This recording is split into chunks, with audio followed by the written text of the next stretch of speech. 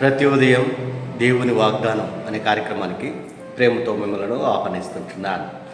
ఈ ఉదయకాల సమయంలో దేవుడు మన కొరకు ఏర్పాటు చేసినటువంటి వాక్యభాగము రోమీయులకు రాసినటువంటి పత్రిక 15వ అధ్యాయము 13వ వచనాన్ని ధ్యానించుకుందాం.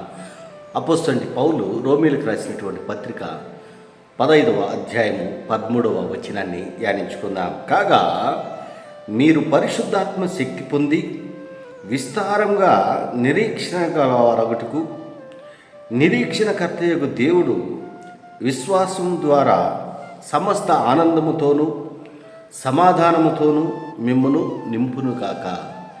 క్రీస్తునందు ప్రియమైన దేవుని బిడ్డలారా, ఈ ఉదయకాల సమయంలో పరిశుద్ధాత్మ దేవుడు మనకిస్తున్నటువంటి ఈ యొక్క వాగ్దానాన్ని మన జీవితాలకును మన కుటుంబాలకును అన్వయించుకొని ఈ వాగ్దాన ప్రకారము జీవించాలని ప్రభు ప్రేమతో మిమ్మల్ని కోరుచూ ఉంటున్నాను. ఈ యొక్క మాటల్లోని అంతరార్థాన్ని ఆత్మీయ సత్యాలను మనం గ్రహించినట్లయితే అపోస్తలుడైన పౌలు రోమాలో ఉన్నటువంటి సంఘానికి విశ్వాసులకి ఈ యొక్క పత్రికను రాస్తూ ఈ యొక్క మాటలను మాట్లాడుతూ ఉంటున్నాడు.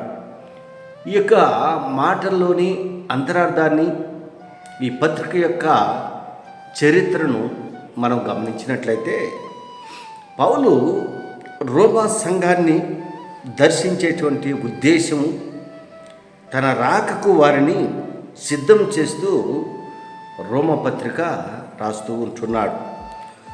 రోమాలో కొంతకాలము పరిచర్య చేసి వారి యొక్క సహాయ సహకారాలతో స్పెయిన్కు వెళ్ళాలని పౌలు యొక్క ఆలోచనగా ఉంటున్నది.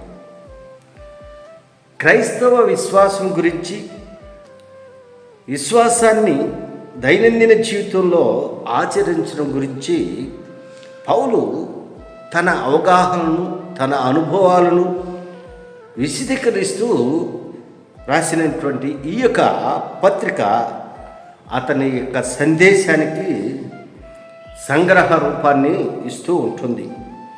ఈ యొక్క పత్రిక యొక్క ఈ 16 అధ్యాయాలు మనం గమనించినట్లయితే కొన్ని ప్రాముఖ్యమైనటువంటి అంశాలు ఈ యొక్క పత్రికలో మనం చూడగలము.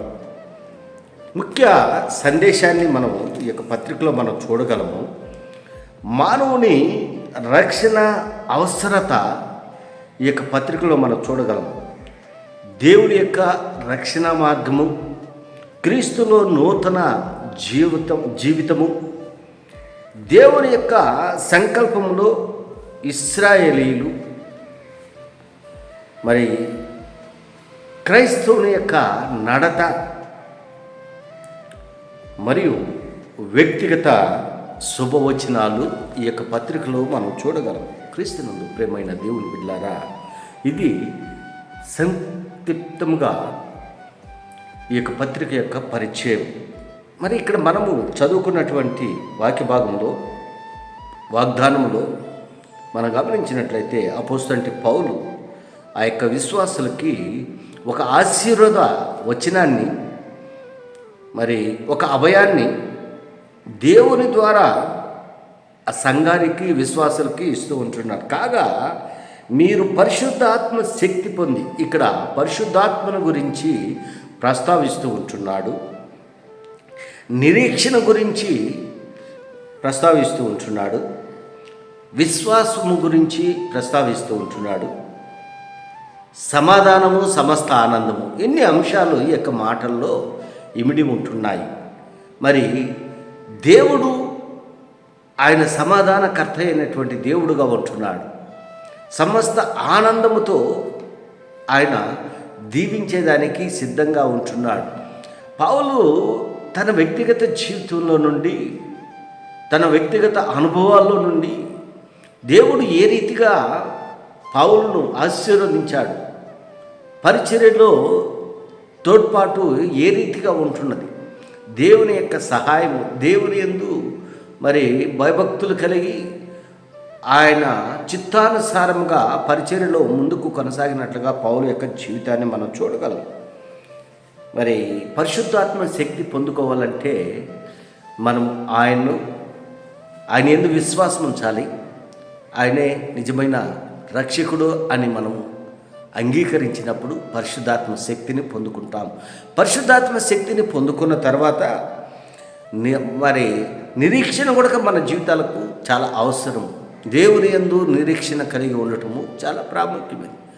ఈ రెండు కార్యాలు మనము అలవాటు చేసుకున్నప్పుడు సమస్త ఆనందముతోనూ సమాధానముతోనూ ఉండేదానికి ఆస్కారం ఉంటుంది. అది పౌలు యొక్క వ్యక్తిగత అనుభవాలు ఆ రీతిగా ఆ సంఘముతో పంచుకున్నాడు. క్రీస్తునందు ప్రియమైన దేవుని బిడ్డలారా, నీవు నేను కూడా అదే రీతిగా దేవుని యందు నిరీక్షణ ఇచ్చి పరిశుద్ధాత్మ శక్తిని పొందుకుంటే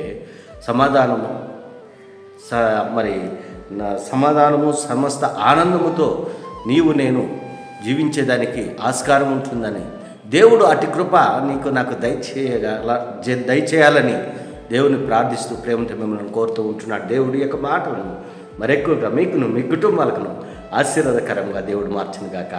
ఆమేన్.